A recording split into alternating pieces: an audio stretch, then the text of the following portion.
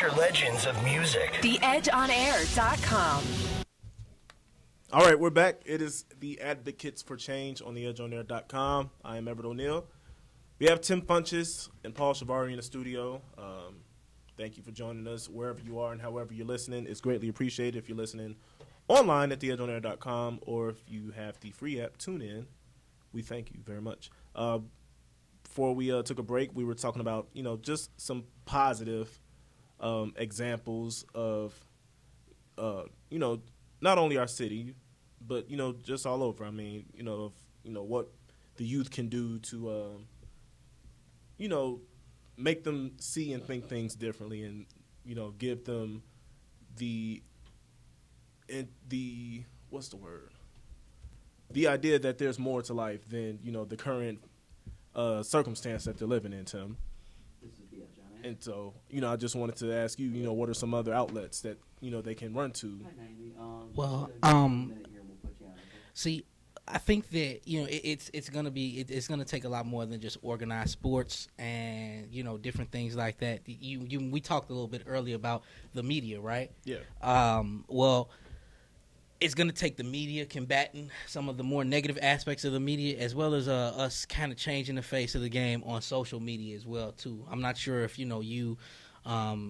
what type of, we all have different Facebook friends. You got your positives, you got your spirituals, you got your negatives, you got your ignorance, all kind of things going on social media. Absolutely. So it's going to take some serious positivity, okay, to do that. And I think that's going to bring us to our next caller.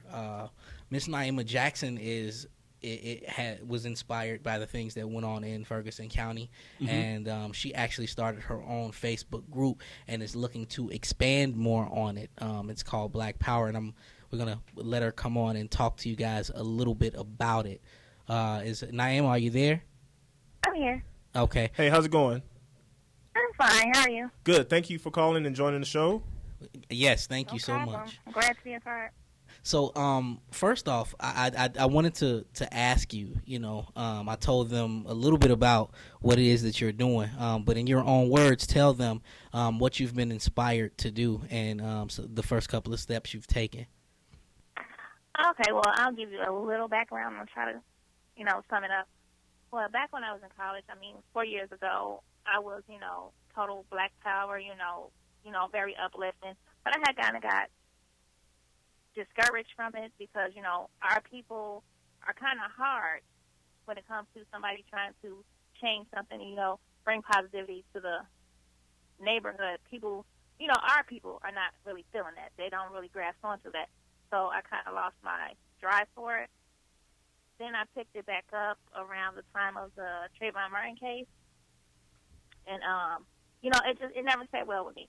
And I was just trying to figure out, what is it that we need to do collectively as a race to, stop all of this that's going on. So I started the Black Tower group, which is not going to be named Black Tower. I'm still looking for a name. I'm still in the building, the fundamentals of it. I'm still building a foundation on it. But it's not going to be Black Power, but for now on Facebook it's called Black Power. And I just want to try to bring unity back into the community. And the only way I feel like we're going to, unify is if people open their mind. And Right. I lost my train of thought, but open their mind to, the change and read up on stuff and figure out what's going on because right now we're just dying off as a race. Yeah. Period. I'm actually The majority, we're doing it to ourselves.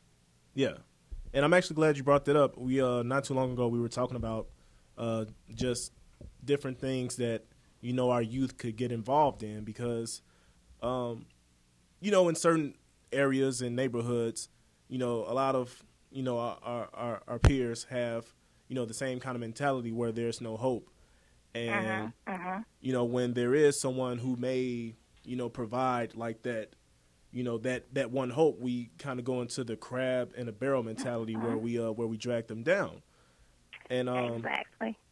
And I was just wondering, Naima, like, what do you think are some good solutions or outlets that our youth can get involved with that could keep them out of trouble and, away from the danger. Like I was talking about, when I was in high school, I was in sports and, I did theater and, a bunch of other things that kind of instilled in me that, I had a purpose and that I had a worth and that I was representing something that was bigger than myself. What would you say is something that they need? Okay, I feel like with our youth, just like with the group, I want to be, active in those type of communities, the urban, areas. But I feel like it actually starts at home because we can come and we can bring positive things to them, have them come out once a month, give them different activities, different outlets, see that there is a different way. Let them actually see, professional black people doing, big things.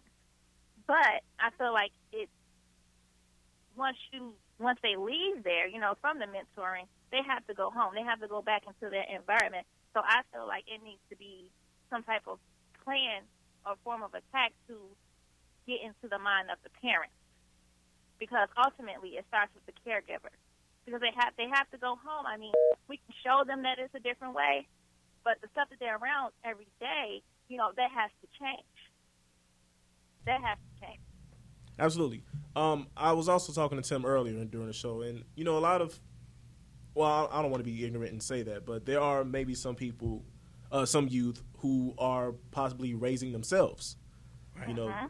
That they probably don't have that strong foundation at home, and so how, what would be the challenge in trying to get through them? Because it's kind of hard to try to tell someone who's practically raising themselves that they should do something different. Yeah, you're right, but honestly, I feel like they'll be easier. I really feel like they'll be easier because there's no other influence in their life. And if I'm showing you a better way and I'm showing you this is the way and I'm showing you, and I'm actively in your life. I'm not talking about, start something and then a month later or weeks later, okay, now they have nobody, the whole group is fell apart, it's, nothing that they can look up to. When they don't have any other influence going on, I feel like it's easier to get to those people, to those kids, excuse me. I think it's easier. It'll be easier to, shape them or, mold them. But the mentality, like it's the quote unquote urban hood mentality, it has to be broken. That's good stuff. I want to kind of change gears a little bit to know you started this social media group. The segment started off with talking about how the bad press that we're getting is going to take good press to combat that, and a lot of that starts in social media because that has a very, very big influence on the mindset. And just my experiences with the group that you've started, it's been very, very thought-provoking. You have individuals coming together who are putting, very positive posts. What types of things outside of the group have you done thus far? Like I know of one, and I want you to mention that and talk a little bit about why you felt the need to do that. Oh, okay. Well, outside of the group, I've actually the 9-year-old kid who got gunned down last week. His funeral was Saturday. So we actually came together as a group and sent flowers over there to the mom. I really wanted to go to the funeral, but I had my own personal issues going on. But other than that, I'm keeping track of everything, every crime that happens in Chicago. If it's black on black, if it's police on black, whatever. I'm keeping track of that and going in and trying to figure out, what's going on. How can this get solved? Just trying to stay active in everything that's going on. I mean, it's hard because I'm kind of like doing it by myself, but I'm going to get there. I don't have a set plan of attack, but I'm working it out. I mean, well, everything starts Slowly with an but idea. surely. Everything definitely starts off with an idea and a plan, and we definitely applaud your proactiveness. And I mean, what is it that you think you would need to, try to get more people behind you to make this, a bigger movement? Because it does sound like a good idea. I would just need more people that are willing to be active. I have a lot of people that, they, tell me things, and they're behind it, but they're pretty much behind it, like on a computer or behind the scenes. I need people to actually go out with me, get into the field, do the footwork, Okay. and make this happen. Definitely. But first off, let me start off by saying that regardless of whether or not this is your you don't have a plan of attack or how you move it, it always starts with that first action, and you've done that. So I commend you. And this time, I implore you, just continue to move forward and hold on.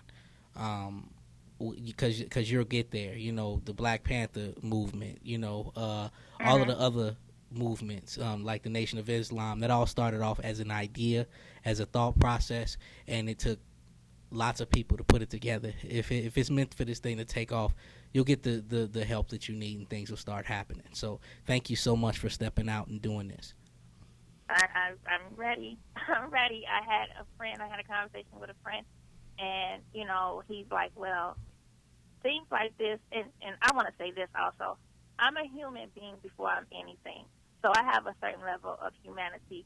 So I'm not in it trying to have like a race war or to, be, I don't want to say ignorant, but just be out there wilding out, looting and, acting. Yeah, it's not a us crazy. versus them thing. I'm It's, not out to do that. All I want to do is unify our people so we can be stronger as a race. Right. That's all. I definitely understand that. So, look, I want to thank you for taking the call or reaching out to us today. Taking time out of your busy schedule to call in and talk to us about some of the things that are going on and your opinion. So I thank you so much for that. No problem. Thank you. No problem. Take care. All right. All right, that was Naima Jackson. We're going to take another short break. This is Advocates for Change on theedgeonair.com. Another call is on the way.